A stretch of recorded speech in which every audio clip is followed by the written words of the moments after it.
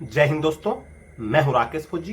दोस्तों, आज के वीडियो का जो टॉपिक है ये है एसएससी सीपीओ के अंदर अगर आपका selection as a sub inspector CRPF के अंदर आपका सिलेक्शन हुआ है और अभी आपको ज्वाइन करना है, ज्वाइन करने वाले हैं, या फिर आपने जो एसएससी सीपीओ की नई वैकेंसी है उसके अंदर फॉर्म अप्लाई करना है, तो आपके लिए वीडियो काम की होने वाली है। क्योंकि इस वीडियो के अंदर आपको एसएससी सीपीओ से सीआरपीएफ में भर्ती होने वाला जो जवान होगा उसका आपका प्रमोशन कितने साल में आपका फर्स्ट प्रमोशन होगा, उसके बाद सेकंड प्रमोशन आपका कितने दिन बाद में होता है, इसके अलावा आपको डेपुटेशन आप कहाँ कहाँ पे जा सकते हैं, एलडीसी एग्जाम के लिए आपको क्या प्रोसेस है, कब आप एलडीसी एग्जाम दे सकते हैं, किस किस रैंक के लिए आप एलडीसी एग्जाम दे सकते हैं, इसी टॉपिक पे आपको जानकारी मिलने वाली है। चैनल पे पहली बार आए सब्सक्राइब जरूर कर लीजिएगा, वीडियो को लाइक नहीं कर लाइक जरूर कर लेना।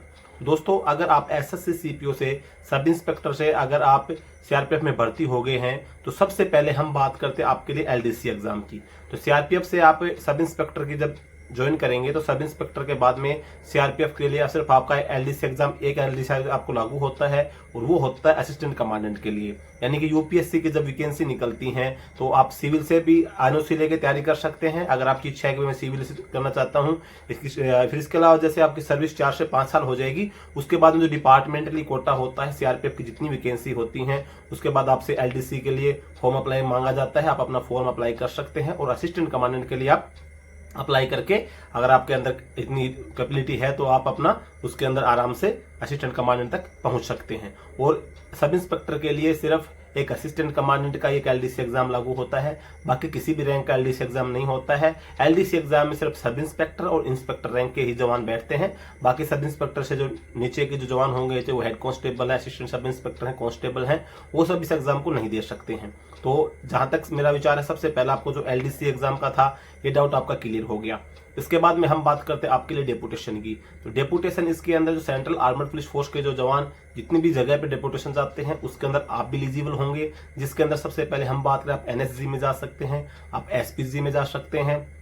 इसके अलावा जो सीआरपीएफ की खुद की कुछ जैसे पीडीजी वगैरह हो गई है, पार्लियामेंट ड्यूटी ग्रुप होगा आपका, एसडीजी वगैरह हो जाता है, सीआरपीएफ की अपनी है, इनके अंदर आप जा सकते हैं। इसके अलावा अगर हम बात करें सिविल के अंदर तो आईबी वगैरह हो गया, सीबीआई वगैरह हो गया, रा वगैरह हो जाती है, एनपीए एसवीपी यानी कि national police academy Sardar Vallabh भाई पटेल के नाम से है, उसके अंदर आप जा सकते हैं। और बाकी कुछ डिपार्टमेंट एमएससी वगैरह के अंदर भी डेपुटेशन के लिए रिक्वायरमेंट आती है, हालांकि इनके अंदर सब इंस्पेक्टर की वैकेंसी थोड़ी कम होती है, तो लेकिन फिर भी आपको एक अगर आपका लक अच्छा होता है और तो आपका चांस बनता है कि आप इसके अंदर इजीली जा पाएं।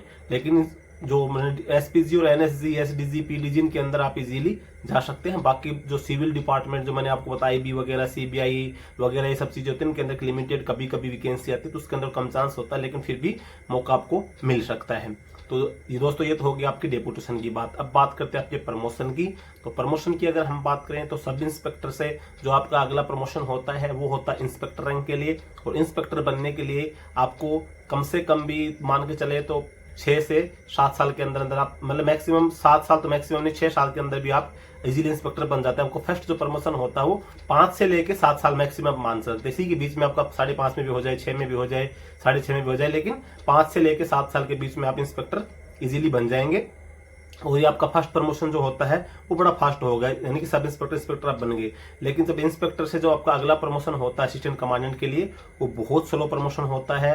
ये मान के चलिए कि मिनिमम से मिनिमम भी आपको 12 से 15 साल आपको असिस्टेंट कमांडेंट, मिनिमम बता रहा हूँ, इतना टाइम आपको लग जाता है। मतलब सब इंस्पेक्टर बनने जितना टाइम नहीं लगता है, लेकिन इंस्पेक्टर से आप असिस्टेंट कमांडेंट बनते हैं, गजेटेड अफसर में चले जाते हैं, यानी कि राजपत्रित अधिकारी आप बन जाते हैं, लेकिन उसके लिए बहुत ज्यादा समय लगता है। अभी वर्तमान की स्थिति की हम बात करें, अब आने वाले जब समय होगा उसके अंदर वो स्थिति डाउन भी हो सकती है और हो सकता है खराब स्थिति हो जाए, कुछ कह नहीं सकते हैं। क्योंकि अभी इंस्पेक्टरों की संख्या सीआरपीएफ में ज्यादा हो रही है, क्योंकि पहले जैसे सीआरपीएफ की एक कंपनी में एक इंस्पेक्टर होता था, वर्तमान में एक कंपनी में 3-3 इंस्पेक्टर की वैकेंसी हो गई है, तो इंस्पेक्टरों की संख्या ज्यादा हो गई है। जबकि गजेटेड अफसर जो होते हैं असिस्टेंट कमांडेंट, उनकी संख्या में बढ़ोतरी नहीं की गई है, जितनी वैकेंसी पहले होती थी उतनी हुई है। अब आपके प्रमोशन में आने वाले बाद टाइम में जब आप असिस्टेंट कमांडेंट बनेंगे उसमें आपको टाइम ज्यादा भी लग सकता है, कम भी लग सकता है। लेकिन अब वर्तमान की स्थिति की हम बात करें तो 14-14, 15-15 साल भी इंस्पेक्टर में हैं और उनका अभी तक प्रमोशन नहीं आया है।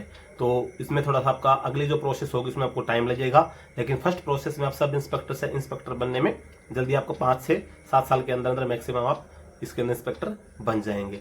तो प्रमोशन का आपका बताया दिया है। बाकी इंस्पेक्टर के बाद में जो प्रमोशन होता है बड़े स्लो प्रमोशन होते हैं आपके। इंस्पेक्टर तक आप इजीली बन जाएंगे। इंस्पेक्टर में आपको बहुत टाइम नौकरी करनी पड़ेगी। और उसके अंदर अगर कुछ जो कार्मिक होते हैं जो 20 से 25 साल नौकरी करके जो रिटायरमेंट जाते हैं, तो वो 20 से 25 साल अपने इंस्पेक्टर से चले जाते हैं, उनको मौका आगे नहीं मिल पाता है। बाकी अगर जो लंबी नौकरी करता है तो उसको आगे भी अपना प्रमोशन की प्रोसेस मिलती है। और दोस्तों, छोटे से वीडियो के अंदर मैंने आपकी 3 टॉपिक कवर कर दिए हैं। यही जानकारी थी। अगर ये जानकारी आपको अच्छी लगी हो तो वीडियो को लाइक जरूर करना, चैनल पे पहली बार सब्सक्राइब जरूर करना। इस क्लास के संबंध में कोई और किसी प्रकार का डाउट है कमेंट करके जरूर बताएं। जय